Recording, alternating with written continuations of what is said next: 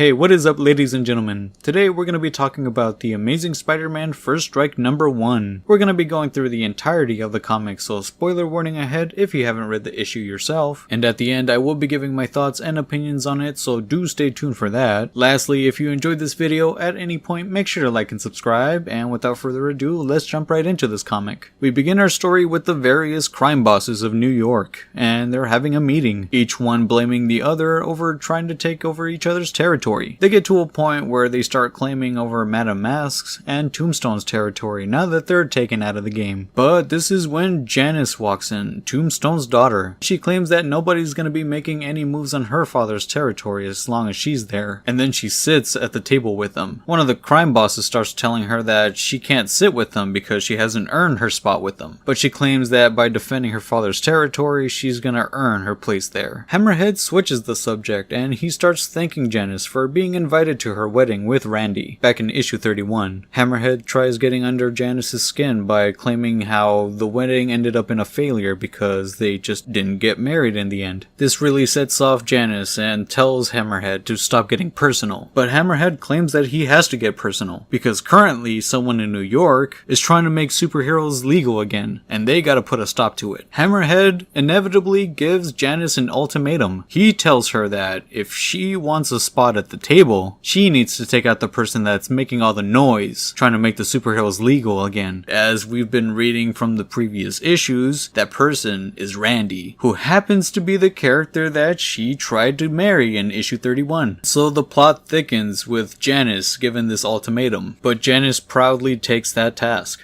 and claims that within 24 hours, Randy is gonna be out. We change our sights over to what Spider-Man is doing, and he's chasing down the villain Slide, which looks to be a very slippery character who just slides. Unfortunately for that sad villain though, he gets confronted by two Spider-Man, in this case Miles Morales and Peter Parker. Miles shows off his new Venom sword by instantly taking out the villain, rendering him unconscious. Peter is surprised by Miles' sword and tells him how now there's a lot of new things since he's been gone. Now the entire time I'm reading this, I'm personally assuming that they're talking about the whole event with Raven and how he was gone those few months, and then he was ignoring everyone because he was proactively trying to go back and save MJ, because they definitely don't refer the entire event where Spider-Man went to limbo because of Ben Reilly / Chasm during the whole Dark Web event. But anyways, Miles Morales gives Peter Parker a very stern talk to, and Miles has been very pissed off that he's been handling all the crime in the city all by himself, and Peter Parker's been selfishly focused on himself. But before Miles swings away, he gives Peter the whole "with great power comes great responsibility" speech, which is incredibly nice to see. Peter definitely needs this speech given to at this moment. Then we switch over to Mayor Cage, who's on a phone call with Randy, and they both acknowledge the large crowd that's chanting the removal of the law banning superheroes. As the crowd is protesting, Hammerhead is moving his vehicle through the crowd itself. He doesn't really like the uproar that everyone's causing about this. Of course, it doesn't benefit him having the superheroes be legal again. Throughout this entire scenario, he's sitting with his girlfriend who he met on issue 31, as he claims during the wedding with Randy and Janice. Hammerhead starts telling his girlfriend, who he can't remember the name of, his plan because she low-key starts asking little details about it. But Hammerhead, thinking nothing of it, he responds by saying everything. Hammerhead's girlfriend questions to him about the hit with Randy. Hammerhead reveals how he doesn't plan Janice to actually take out Randy, which is why he hired a few hitmen to do the job for her. As it gets revealed through the story, when Janice does arrive to the location where Randy is to try to take him out, she inevitably doesn't end up following through with the task and ends up breaking out. This is when the hitmen that Hammerhead hired to take out Randy show up and start shooting at them. In a very brave moment, Randy tries getting in the way of the bullets covering Janice, so he takes on the full blunt force of these hitmen. Then we skip over to Peter Parker's Spider-Man, and he shows up at the office of Luke Cage, currently the mayor, mayor of New York, and he apologizes to him about how he hasn't been doing too much about trying to remove the law banning superheroes. At this point, Spider-Man's completely unaware that Randy ended up getting shot, and it's established that Luke Cage knows himself. So this is how the information ends up reaching Spider-Man about Randy. Then we skip over to the hospital where Joel Robertson is accompanying Tombstone as he's laying unconscious, when a nurse storms in and panics because she read on her form that a Robertson is in the emergency taken in. She's panicked because she assumes it's Joel Robertson, but then she takes a closer look and it's revealed that it's Randy who gets accepted into the emergency room. So this is how Joel Robertson finds out that his son has been shot, and he panics and storms out looking out for him. When he encounters Randy, he sees that the Beetle is there with him, Janice. I say the Beetle because she is still in her costume. She's accompanying Randy as he's getting pushed in. There's quite a bit of emotion here because Janice herself is bawling her eyes out. Joel Robertson walks up to his son and starts blaming the Beetle for causing all of this. She claims that she just wanted to help, but Joel questions how can she possibly help in that specific costume. She's a villain. Joel Robertson states it quite clear to Janice that he does not want to see her anywhere near his son again. And Janice runs off crying, leaving Randy with his father as the doctors take care of him. Then we change our part of the story over to Hammerhead's perspective. He's in his assumed penthouse, hanging out, just relaxing, or trying to, while his girlfriend is on the bed questioning him about things. It comes across that his girlfriend had sympathy for Randy. This really aggravates Hammerhead, and he grabs her by the hand and tosses her on the ground, basically confirming that Hammerhead abuses women. Of course, he's a literal crime boss, like the guy's evil. After pushing her on the ground, he serves himself a cup of whiskey and sits down and starts watching TV. At least I assume he's watching TV, like what else could he possibly be sitting there, like he's not staring at the wall or anything. He begins gloating about how he's the one in control of all the crime bosses in New York, and he's preventing each one of them from going at each other, basically saying that he's the one keeping control of all the crime bosses, affirming his own job security as a crime lord. Hammerhead starts getting suspicious over not hearing any noise coming from his girlfriend. As he turns around, his girlfriend starts beating at his head with a bat, completely The Walking Dead style, like he's getting all glammed up. While Hammerhead is still conscious, his girlfriend starts explaining what he's being hit with, and it turns out it's an adamantium femur with some magic, which is why it's able to penetrate Hammerhead's skull. And after Hammerhead's girlfriend successfully takes him out, the Beetle shows up. Hammerhead's girlfriend offers to prop him up in case she wants to beat him up a little bit more, and apologizes that she got to him sooner than the Beetle did, presumably assuming that she knew the Beetle was going to come after Hammerhead. And this is where it gets revealed that this mysterious no-name girlfriend is actually Madame Mask. It was established in issue 31 that Madame Mask ended up getting blown up in the wedding itself, so you were led to believe that from the very beginning she was already taken out of the game. But here she explains that this was actually a doppelganger that she set up to walk into the limo that she got blown up in, successfully establishing Madame Mask as a very elaborate character and incredibly violent. Like, I really like her character. She's awesome. Totally badass. Madame Mask starts talking about how she's going to be taking over the crime syndicate now that Hammerhead's been taken out, and Janice claims that she doesn't care anything about that. She just cares about Randy. But Madame Mask tells her that she's gonna care very much, and pursues to tell her what's gonna be happening with all the crime bosses in New York. Everyone's gonna go at everyone's throats, people are gonna try to increase their territory, and there will be a lot of chaos. Then we change our sights over to the hospital, where we accompany Spider-Man after finding out that Randy's been shot. Joe Robertson is also there, and he's talking to Spider-Man, telling him that he shouldn't be there, that he should be out there. Joe Robertson gave a very heartwarming speech about how Randy ended up getting shot over what he believed in, and Spider-Man should be out there trying to get the person who did this. Spider-Man acknowledges Joel Robertson's request, and at this moment, everything goes wrong. Spider-Man's spidey senses start tingling. He turns around, looks out the window, explosions are going off in the city. There is pure chaos going on. First, Spider-Man believes that someone's attacking New York, but then he realizes that it's everyone within New York doing all this chaos. Bosses. This officially kicks off the Battle of New York, featuring all the crime bosses going at each other. As this chaos ensues, we switch our sights over back to Janice the Beetle, who's talking to Madame Mask. And Janice explains how anyone going after her father's territory, she will destroy them. But Madame Mask tells her that she's gonna be there to claim the pieces that are gonna remain, ensuing that she's gonna snatch up the territory last minute, once all the forces are weak, I'm assuming. As the Beetle jumps off the building to fly over to her territory to defend it, Madame Mask gets on the phone and gets into contact with the character Shotgun, who I'm assuming is the person who came in issue 31 and just caused chaos during the wedding. Our story then ends with Spider-Man meeting up with Luke Cage, who tells him that he's gonna go out there and be a superhero and he does not want any distractions. Luke Cage confirms to Spider-Man that he's gonna keep the police out of the way. And to be continued, ladies and gentlemen. Alright, moment of judgment. What do we think? Thoughts, comments, concerns? Well, I thoroughly enjoyed this comic. This one was very good. I definitely recommend this one. It was a lot of fun. You can tell with the teases and the setups from the previous issues that they gave us about this whole event that it was honestly gonna be pretty good. Although I was definitely skeptical, especially after reading the Dark Web event. Oh man, multiple events have just been stinkers, so with this one I've just kind of jumped into it very skeptical like, you know. I can thoroughly say that it has exceeded my expectations. It's very good. It's great. I am looking forward to how this story is going to play out. I like the very beginning when all the crime bosses are just sitting there having a meeting and Shang-Chi is there for some reason. They do claim that he's there to sell tech to the people, meaning the crime bosses, but they don't elaborate more on that. They're all too busy trying to fight over the territory. I love how they featured Crime Master. He's just sitting at the table and they're like accusing him of trying to take over his territory, but he's simply deflecting by saying that he's just a mercenary and that his team up with AIM is really nothing to be worried about. And then he points the finger across the table at a different gang member. That is definitely a lot of fun. Then Janice walks into the meeting and Hammerhead gives her an ultimatum to take out Randy, otherwise she can't join them at the table and be properly seen as a leader. That is definitely some heavy stuff and a difficult position to be in, especially after trying to marry the person that Hammerhead is telling you to take out. And I do not mean on a date. I definitely enjoyed Miles Morales' Spider-Man's portrayal in this comic as well. I saw that they pointed out the Venom sword that Miles uses occasionally, or recently rather, using it to take out Slide in the process. And then afterwards giving this talk to Peter that he desperately needed, and having that talk come from like a mentee to a mentor, I feel like that's a lot more powerful. Like, oh, the mentor ended up losing sight, so the mentee shows up and like teaches the mentor again. You know, that's a pretty cool idea there. I love that. There was a part that I definitely questioned slightly. I can say that I accepted that it makes sense, but the Beetle confronts Randy, assuming that she's gonna take him out, as directed by Hammerhead, when they both get confronted by the hitman that Hammerhead hired to take out Randy, right? And as the gunfire is going off, Randy's the one that jumps in the way so that Janice doesn't get hit. But Janice is wearing her supervillain costume. Like, as far as I know, the Beetle is supposed to be like bulletproof, right? Why didn't she get in the way? I can definitely see how it would be a short-term reaction that Randy would jump in the way to try to protect Janice. But like, Janice, you've been a villain. You've been in the action. You know how it goes. Just because you're crying doesn't mean that you're gonna be caught by surprise by these goons. Like, what the heck? But I don't know.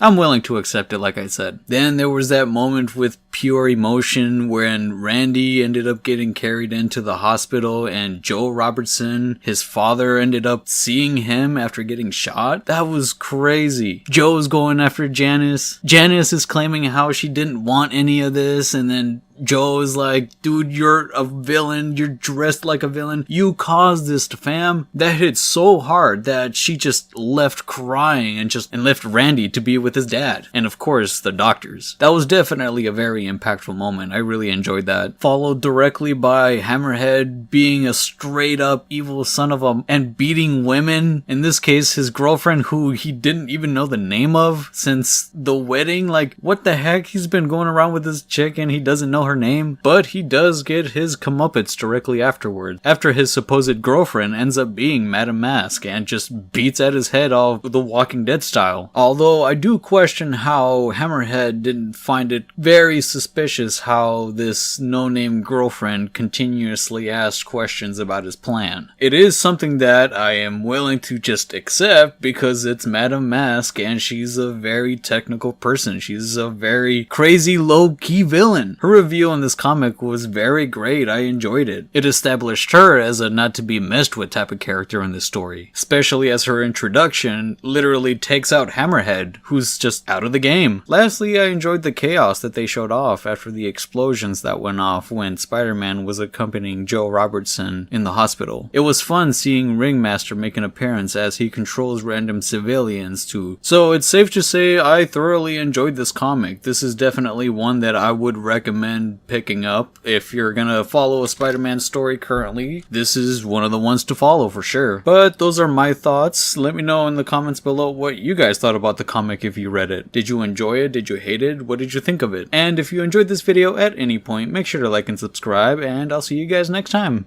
Peace.